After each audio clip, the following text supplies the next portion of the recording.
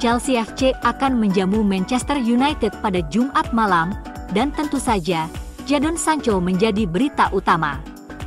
Meskipun pemain sayap Inggris itu tidak memenuhi syarat untuk bermain, karena pemain pinjaman tidak diizinkan untuk menghadapi klub induk mereka. Di semua kompetisi, Sancho telah mencetak 4 gol dan 10 assist musim ini, yang meskipun tidak terlalu luar biasa, tentu lebih baik daripada penampilannya di Manchester United akhir-akhir ini.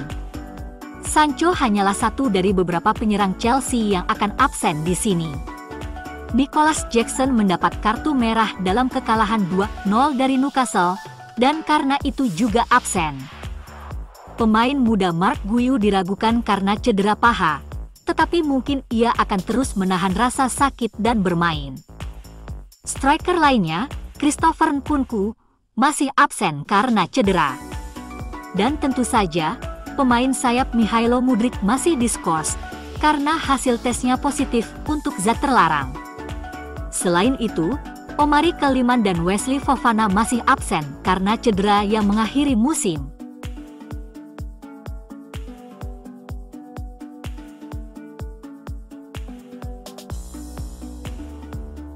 Menghadapi Chelsea, para fans MU sudah menerima timnya akan kalah lagi.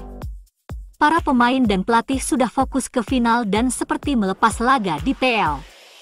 Altay Bayindir harus bermain sebagai starter melawan Chelsea. Memainkannya dapat membuatnya masuk jendela transfer untuk pindah dari klub pada musim panas. Trio bek Lindelof, Fredriksson, dan Shaw adalah pilihan paling realistis. Pertahanan United mengalami beberapa cedera serius menjelang final Liga Eropa. Telah dipastikan bahwa Leny Yoro atau Matthijs de Ligt tidak akan tampil melawan Chelsea. Ini adalah trio terbaik yang memungkinkan untuk pertandingan melawan Chelsea. Ruben Amorim dapat memiliki pemain muda di bangku cadangan. Jayden Camason siap mendapatkan beberapa menit penting di lapangan di Liga Primer sebelum akhir musim. 4 gelandang bisa diisi Amas, Ugarte, Maino, dan Dorgu. Maino dapat bermitra dengan pemain Uruguay tersebut untuk melakukan semua pekerjaan defensif, dan gelandang Inggris tersebut menghubungkan lini tengah dengan serangan. Di depan trio Amat, Mason Mount, dan Chido Obi bisa dikedepankan. United mungkin memiliki beberapa pemain senior di bangku cadangan untuk pertandingan ini. Bruno Fernandes, Harry Maguire, Christian Eriksen, dan Casemiro harus tetap bugar untuk pertandingan dengan Spurs di Bilbao minggu depan.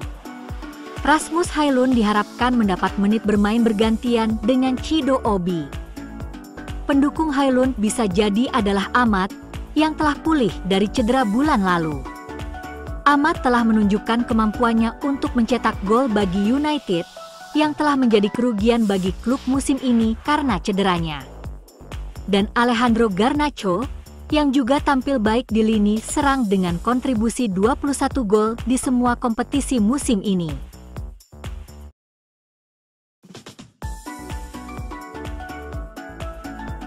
Persiapan untuk final Liga Eropa akan menjadi prioritas bagi Manchester United, dengan satu pertandingan yang akan menentukan musim.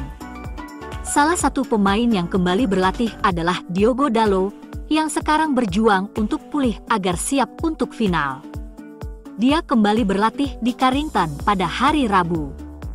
Di tempat lain, Leny Yoro terlihat menjalani sesi latihan pribadi karena ia ingin pulih dari cedera untuk tampil. Namun, ada pemain menarik lainnya yang terlibat. Tidak hanya pemain senior yang kembali ke United, tetapi Amorim sekali lagi memanggil pemain tim muda untuk berlatih. Dengan berakhirnya musim akademi, hal itu menunjukkan keterlibatan mereka pada suatu titik sehingga mereka masih di sini. Terutama menarik melihat James O'Ferry dipanggil oleh Amorim untuk pertama kalinya, dengan pemain berusia 18 tahun itu mengalami awal yang lambat di Old Trafford. Karena cedera, membuatnya kesulitan beradaptasi selama musim pertamanya setelah tiba dari Perth. O'Ferry mengakhiri musim dengan beberapa penampilan yang kuat, dan musim depan adalah saat fans MU berharap melihatnya mulai bersinar. Overi adalah bek kanan kelahiran Australia yang saat ini bermain untuk tim muda United setelah bergabung secara gratis pada 2024 sebagai bagian dari bursa transfer musim panas pertama Ineos. Setelah pindah ke United, Overi menolak untuk mewakili Australia dan malah memilih Skotlandia, tempat ia bermain 2 kali di level U19. Ketika ia bergabung, Overi merupakan tambahan yang menarik bagi United, dan ia tetap demikian karena ia sekarang diharapkan untuk terus berkembang setelah sepenuhnya beradaptasi di klub. Dalam hal masuk ke tim utama United, Overi menghadapi persaingan ketat dengan Kamason dan Mantato, dengan keduanya berada di atasnya, namun jelas Amorim ingin melihat lebih dekat. Mungkin Amorim sedang menyiapkan Overi untuk terlibat dalam pramusim, karena ia tidak mungkin memainkan peran dalam 3 pertandingan terakhir musim ini. Manchester United siap menerima dana besar dari transfer mantan Akademi Maxi Oyedele ke Shakhtar Donetsk musim panas ini menurut media Polandia Mecziki. Pemain berusia 20 tahun itu menghabiskan 12 musim di Akademi Setan Merah sebelum bergabung dengan Legia Warsawa musim panas lalu. Gelandang itu pergi dengan biaya nominal beserta klausul penjualan kembali sebesar 50% yang signifikan. United kini siap mendapatkan keuntungan dari klausul tersebut. Mecziki mengklaim bahwa Shakhtar telah membuka pembicaraan dengan Legia dan siap mengaktifkan klausul pelepasan sebesar 5,06 juta pound dalam kontrak Oyedele. Setan Merah akan menerima 2,53 juta pound jika Oyedele memberi lampu hijau untuk bergabung dengan raksasa Ukraina itu. Oyedele nyaris tidak memberi kesan di jajaran akademi. Ia dipinjamkan ke klub Liga Nasional Altrincham pada 2022-2023 sebelum menghabiskan musim berikutnya bersama Forest Rovers di Liga 2. Gelandang yang lolos ke Polandia melalui ibunya itu pindah ke Legia musim panas lalu. Transfer itu terbukti menguntungkan.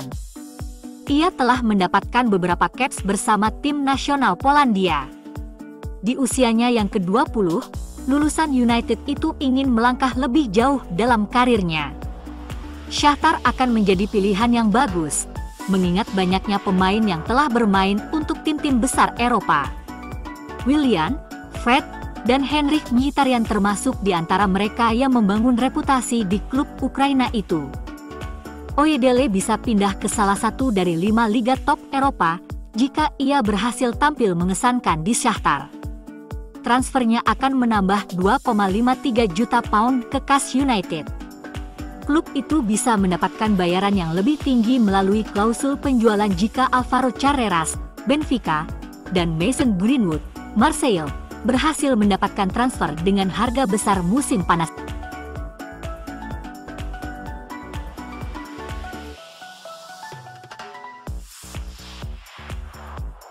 Putra Cristiano Ronaldo memiliki tanggung jawab besar, tetapi ia menunjukkan sekilas kecemerlangan di level akademi. Manchester United akan lebih dari sekadar mengenal Cristiano Ronaldo Junior, setelah ia menjadi bintang di Carrington menyusul kembalinya sang ayah yang luar biasa. Ronaldo Junior meniru selebrasi ayahnya di United saat mencetak gol dalam kompetisi junior, dan banyak yang memperhatikan kemajuannya di Carrington. Ronaldo akhirnya meninggalkan United pada tahun 2022 dan tentu saja putranya mengikutinya ke Arab Saudi.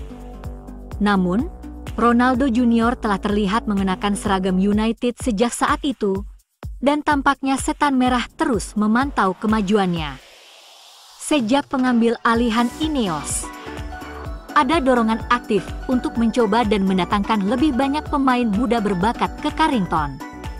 United mengirim pencari bakat untuk menyaksikan Ronaldo Junior beraksi pada debutnya bersama Portugal U15 melawan Jepang. United adalah salah satu dari banyak klub yang mengirim pencari bakat ke pertandingan tersebut dengan lawan di final Liga Eropa Tottenham dan sebanyak 10 tim Bundesliga hadir. Pemain depan muda tersebut adalah salah satu dari 7 pemain dalam skuad muda Portugal dari Braga, klub tempat Ruben Amorim menghabiskan waktu sebagai pemain dan manajer.